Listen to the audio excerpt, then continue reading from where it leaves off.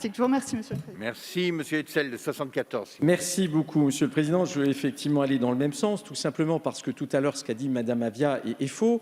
Les mesures économiques, c'est le projet de loi de finances rectificative qui en décide, c'est la loi de finances, et donc il n'y a aucun souci. Ne dites pas des choses qui sont fausses ici. Ceci étant, on a tous conscience que la situation est grave, mais là aussi, il est important que le pouvoir de contrôle du Parlement puisse s'exercer. Et en fait, ce que vous nous dites, circuler, il n'y a rien à voir. Alors, je comprends qu'un ministre de la République n'ait pas forcément envie d'être contrôlé, mais encore une fois, notre rôle, ça n'est pas de nous dessaisir de notre pouvoir de contrôle. Et chers collègues, ce que je voudrais quand même vous dire, regardez l'exemple de la Chambre des communes, c'est pas très loin, c'est en Grande-Bretagne.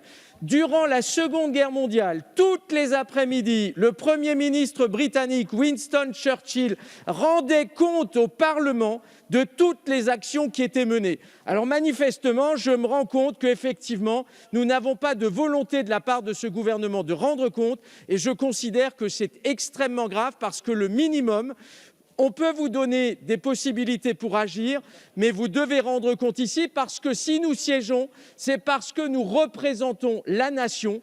Et en fait, ce qui est en jeu, c'est de savoir si le gouvernement veut rendre compte à la nation ou si au contraire, il veut s'en soustraire. En tout cas, nous ne pouvons pas vous laisser soustraire d'un contrôle démocratique qui doit s'exercer ici. Merci, Monsieur.